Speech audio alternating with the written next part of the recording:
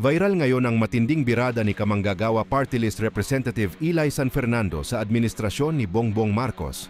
Birada ni San Fernando wala di umanong pangil yung ICI na tinatag ni BBM.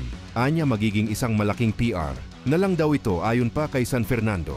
Hindi daw masisisi ang tao kung titingnan niya na nagwa-whitewash o may pinoproteksyonan na kaalyado ng administrasyon. Birada pa ni San Fernando mga kababayan sa laki daw ng magnitude ng public resources involved. Bakit daw wala pang naipapakulong hanggang ngayon? Walang pangil, walang kapangyarihan yung ICI. Nagiging isang malaking PR na lang yan.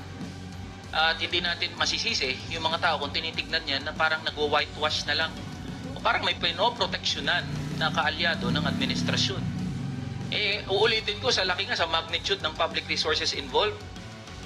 Ba't wala pa napapakulong hanggang ngayon?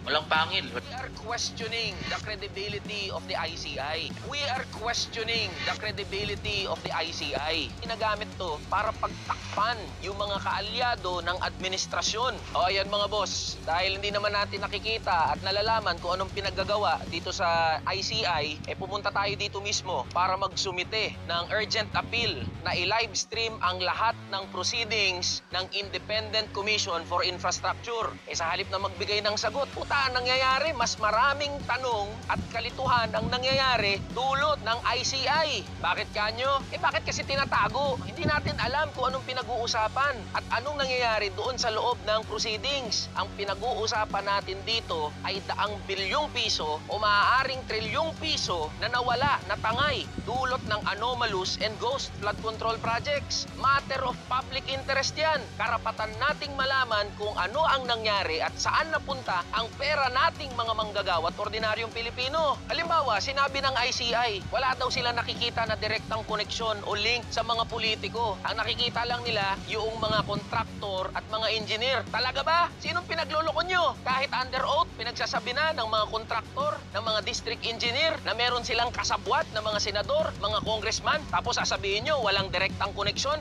Under oath yan ha. Si Zaldico na congressman, kontraktor at approacher, hindi nyo mailink? Siya nga yung may-ari ng mga kumpanya na nasangkot dito sa anomalous and ghost flood control project. Talaga ba na hindi nyo malaman yung koneksyon ni Zaldico dito sa mga anomalous and ghost flood control project, ICI? Ini-expect nyo na paniniwalaan kayo ng mga manggagawa at ordinaryong Pilipino? Naglolokohan na lang tayo dito Harap-harapan yung ginagago yung mga manggagawa at ordinaryong Pilipino. Yung mga diskaya, sabi, hindi na daw sila magpa-participate dito sa ICI. Ano nangyari? Ano ba kasi yung mga tanong na tinanong sa kanila? Ano yung mga pinag-usapan? Ano yun? Safe na sila? Sipat na sila mula dito sa anomalya na to? We are questioning the credibility of the ICI. Di natin maiiwasan at di natin masisisi na isipin ng mga tao, at kahit ako nga yan ang iniisip ko na walang silbi itong Independent Commission for Infrastructure. Ginagamit at parang ginagamit to para pagtakpan yung mga kaalyado ng administrasyon. Dapat walang pagtakpan. Lahat ng sangkot dapat panagutin.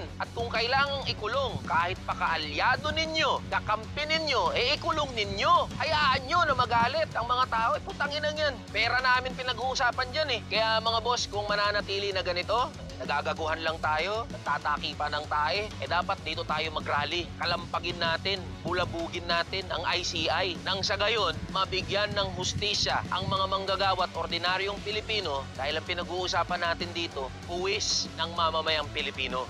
Tara na, manggagawa. We don't want workers to see representatives as their savior. We are not saviors. Kailangan mga manggagawa mismo ang nasa unahan ng pakikipaglaban sa kanilang karapatan. Sa panahon na hindi pinakikinggan ng mga institusyon natin, halimbawa ng Kongreso, yung mga gusto natin, yung mga kahilingan natin, sino ang dapat maningil? Hindi po ba mga manggagawa, mga ordinaryong Pilipino? Sino ba nagluklok sa mga congressman, sa mga senador, sa iba't ibang posisyon ng kapangyarihan? Kung naiintindihan natin yung konseptong yan at pinagkaisa natin yung ating hanay bilang mga manggagawa at bilang mga unionista, meron palang kapangyarihan ang mga manggagawa. Kung hindi nakikinig yung mga nandun sa loob ng Kongreso, saan natin dadalhin yung laban? Pwede nating gamitin na bargaining tool yung ating bilang ng mga manggagawa. Pag natutunan ng 51 milyon na mga manggagawang yan sa formal na ekonomiya pa lang na pagkaisahin ang kanyang sarili, batay sa interes ng kanyang uri bilang mga manggagawa, hindi lang po congressman ang kayang iupo sa House, hindi lang po senador, hindi lang po presidente sa Malacanang. Kayang baguhin ng mga manggagawa ang takbo ng ating bansa. Daluyan ng edukasyon ang mga union so that workers are well-equipped about their rights. And when you are well-equipped about your rights, you can fight for it. Kahit saan kayo pumunta, kahit merong attorney, kahit may legal counsel, o kahit wala. Naiintindihan ko ho, kung uunahin ng marami sa atin na i-provide muna yung pangangailangan natin sa sarili natin at sa ating pamilya. Wala hong mali doon. Pero higit sa pag-provide ng pangangailangan ng ating sarili at ng ating pamilya, ay maunawaan at maintindihan natin yung relasyon ng ating sarili sa komunidad na kinabibilangan natin. Yung relasyon ng ating unyon sa sitwasyon ng mga manggagawa sa kabuuan. At pag natutunan, didiinan ko po ang puntong to, pag natutunan ng mga manggagawa na mamulak, ipaglaban ang kanilang karapatan, pagkaisahin ng kanyang hanay, marami po ang pwedeng baguhin sa ating bansa.